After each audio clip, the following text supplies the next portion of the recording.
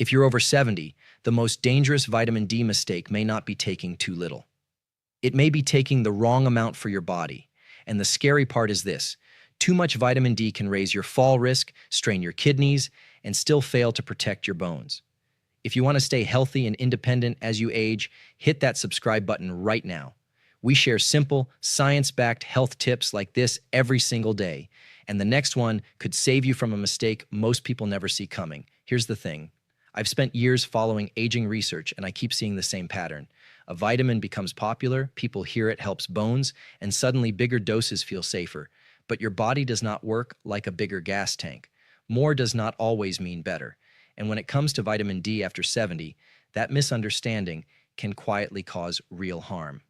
So today, I'm going to show you what most people get wrong, who actually needs vitamin D, who needs to be careful, and the safest way to handle it without guessing. Now, before we continue, tell me your age and where you're watching from in the comments. This helps us understand who we're helping, and it also helps me tailor future videos to people just like you. Here's what most people get wrong. They hear vitamin D is good for bones, and they turn that into, the more I take, the stronger I get. But that is not what the research shows. In a 2022 Harvard Medical School-led study from Brigham and Women's Hospital, healthy midlife and older adults who took 2,000 IU of vitamin D3 a day had no fewer fractures than those taking a placebo, not fewer hip fractures, not fewer major fractures, not better protection overall. And it gets even more uncomfortable. A 2020 Johns Hopkins study found that doses of 1,000 IU a day or more were no better than 200 IU a day for preventing falls in adults 70 and older at higher fall risk. In that same research, the groups taking 2,000 IU and 4,000 IU appeared to have more serious falls than the lower dose group. So if you thought extra vitamin D was a harmless safety blanket, look again. For some older adults, it may act more like a slippery rug. Look, this does not mean vitamin D is useless. Not at all. Your body needs it to help absorb calcium, support muscles, and keep bones working properly. But vitamin D is like a thermostat, not a fireplace. Too little is a problem. Too much can also be a problem. What you want is the right range for you. Not your neighbor, not your brother-in-law, and definitely not some random person online taking 5,000 IU because it feels right. Number 5, more is not better. Most people think a bigger dose gives bigger protection, but actually, your body does not reward guesswork. Vitamin D is fat-soluble, which means it can build up over time. It does not just wash out like water. Think of it like pouring oil into a small engine. A little helps it run. Too much gums up the system. That is why the first step is so simple. Go look at every bottle in your kitchen today. Your multivitamin may have vitamin D. Your calcium pill may also have vitamin D. Your bone health gummy may have vitamin D too. Suddenly, the one little supplement you think you take could really be 3 separate doses. Have you ever added them up? Most people haven't. The National Institutes of Health says adults 71 and older need 20 micrograms a day, which equals 800 IU. It also says the upper limit for adults is 100 micrograms, or 4,000 IU from all S combined. That includes food, drinks, and supplements. So if you are taking 2,000 IU in one pill, plus a multivitamin, plus a calcium combo, you can climb fast without realizing it. A smart way to start is this. If your doctor has not told you that you are deficient, do not assume you need a big standalone pill. Read the label. Add the total IU from everything you take. If you are already close to 800 IU a day, you may not need much more. If you are far above that, that is a reason to pause and ask questions. Food can help you fill the gap without overshooting. 3 ounces of cooked salmon gives about 11.1 micrograms of vitamin D. That is about 444 IU. 1 cup of fortified low-fat milk gives about 2.8 micrograms, or 112 IU. 1 large egg yolk gives about 0.9 micrograms, or 36 IU. That means 1 salmon dinner, 1 cup of fortified milk, and 1 egg can already move you a long way without turning your supplement routine into a chemistry experiment. But wait until you see number 4, because this is where the biggest myth gets exposed. Number 4, vitamin D is not a fracture shield. Most people think vitamin D automatically protects bones, but actually bones are more like a house than a single brick. You do not protect a house by painting one wall.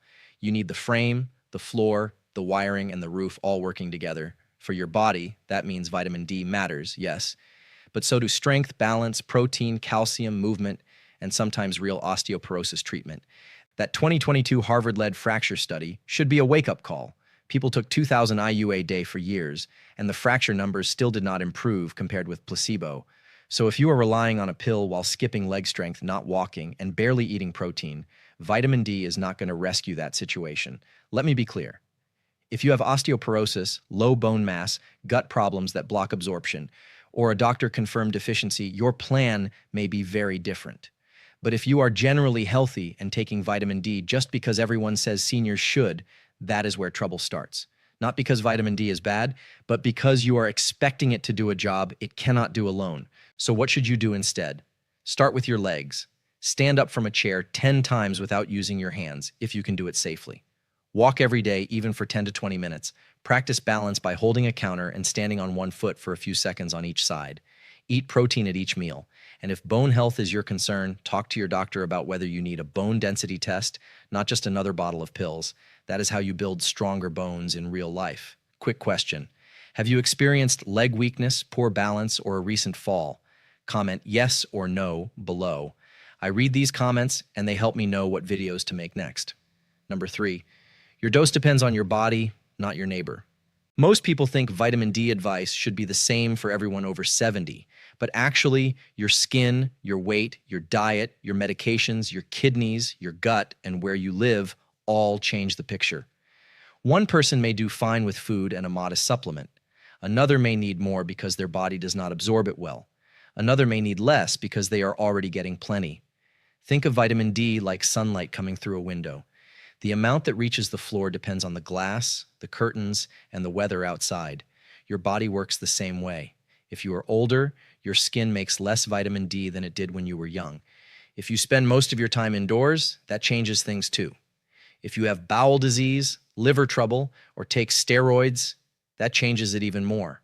This is why the 2024 Endocrine Society guideline took a more careful approach.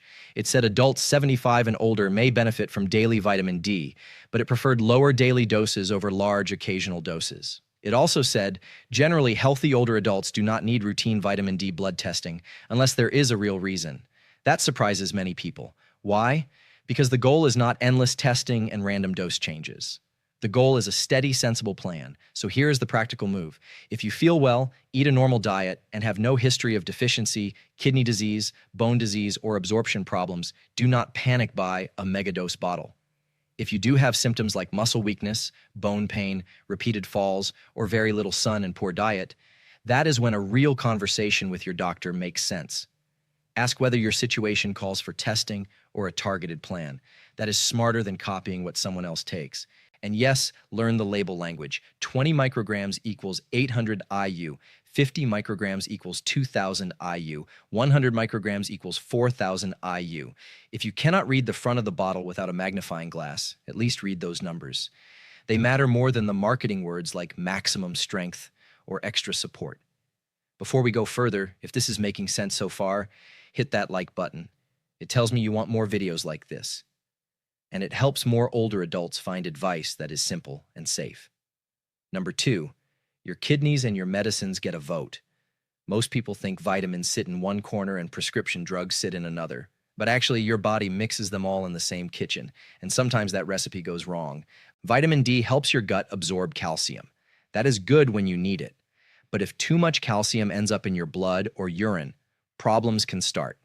The National Institutes of Health warns that very high vitamin D levels can lead to nausea, vomiting, muscle weakness, confusion, dehydration, excessive thirst, frequent urination, kidney stones, irregular heartbeat, and even kidney failure in severe cases. Now add medications to the picture. Thiazide diuretics, which are common blood pressure pills, can raise calcium too high when combined with vitamin D supplements. Steroids can lower vitamin D levels. Some cholesterol medicines may not work as well with high-dose vitamin D.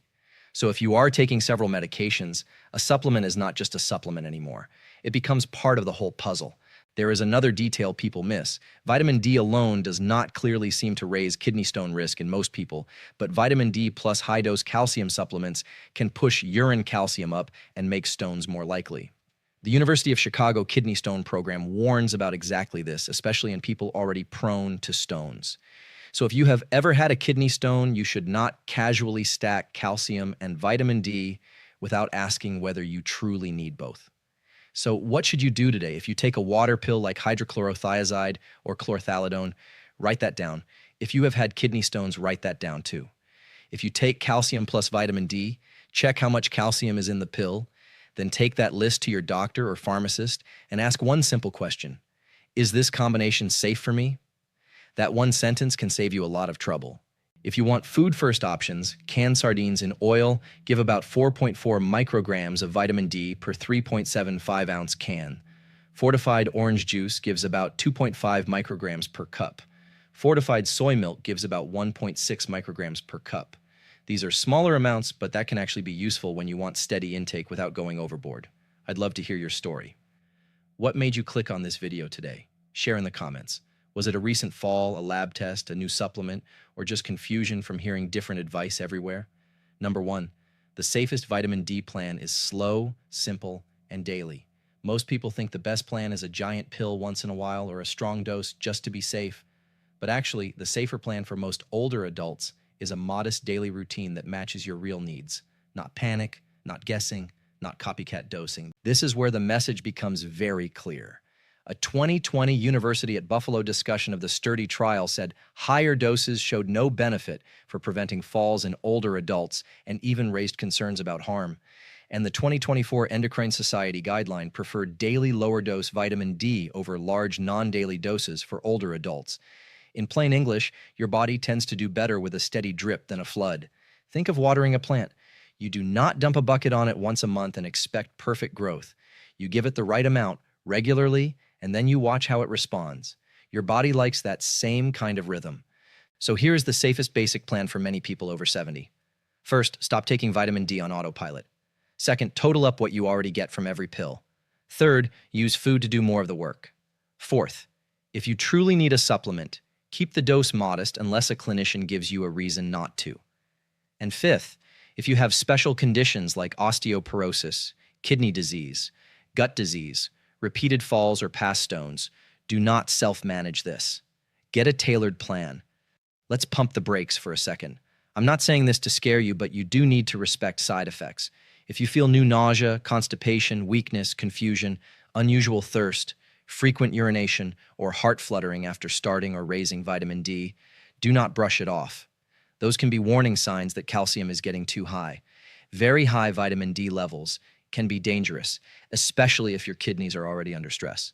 And please hear this clearly. If a doctor prescribed vitamin D because you have proven deficiency, osteoporosis treatment, malabsorption, or another real condition, do not stop it blindly because of a video title. This video is about stopping the casual, one-size-fits-all habit.